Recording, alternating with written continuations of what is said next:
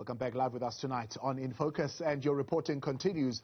Sudanese military leaders have accused politicians of opening the door to a coup attempt by neglecting public welfare. They say politicians have been consumed by internal squabbles. The country is ruled by a joint military and civilian body known as the Sovereign Council since the ousting of longtime leader Omar al-Bashir in 2019.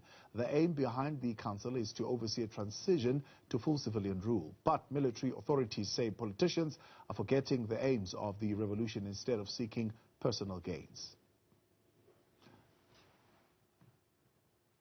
All right, let's take this further now. To talk to us about this, I'm joined by Senior Research Fellow at Africa-Asia Dialogues, Thembisa Fakude. Fakude, good to have you with us tonight here on In Focus. Once again, we're talking a transitional government on the continent that's seemingly not doing what it is supposed to be doing. I mean, what are the failures here of this council?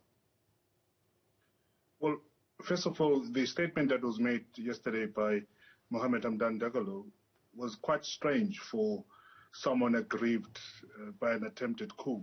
For him to come and accuse politicians instead of going straight to the culprits was quite strange. But I think what's happening in Sudan at the moment is the lack of meeting of expectations by those who protested and eventually ousted Omar al-Bashir. Most people were expecting that things were going to be much better now, particularly the economy, but the situation remained almost the same, if not deteriorated. We know that there's been some protests from different parts of Sudan, particularly the eastern part of Sudan, mainly people protesting about the lack of economic opportunities and employment opportunities. So what Mohamed Hamdan Dagalo said yesterday is quite true, that the Sovereign Council has actually failed the people of Sudan, and that the politicians that are currently part of that Sovereign Council are busying themselves with occupying positions instead of delivering what is expected from them. There are lots of questions. I mean, there were tanks on the bridge preventing civilians from crossing. It looks like they were even closing down some key points. This has been planned, I suppose, for a while, and people are asking questions. I mean, why were the military tanks being used here? Well, it's quite unclear, but according to some very reliable sources in Khartoum, this was more like a smoke screen by the military, because other than the tanks that were seen by many people, particularly the civilians, who did not necessarily react to those tanks suggesting that there was a coup taking place, only the military had witnessed the potential taking over of government. And it was quelled quite quickly, which surprised many in Khartoum.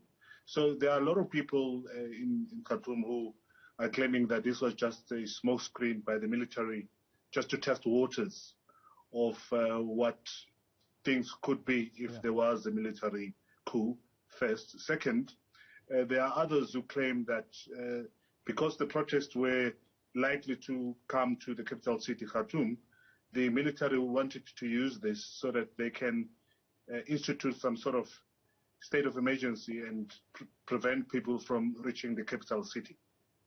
Now, of course, as I mentioned, the country currently being ruled by a transitional government. This smoke screen, could it also be, I mean, the motive for it, to want that transitional council to continue instead of moving into civilian rule?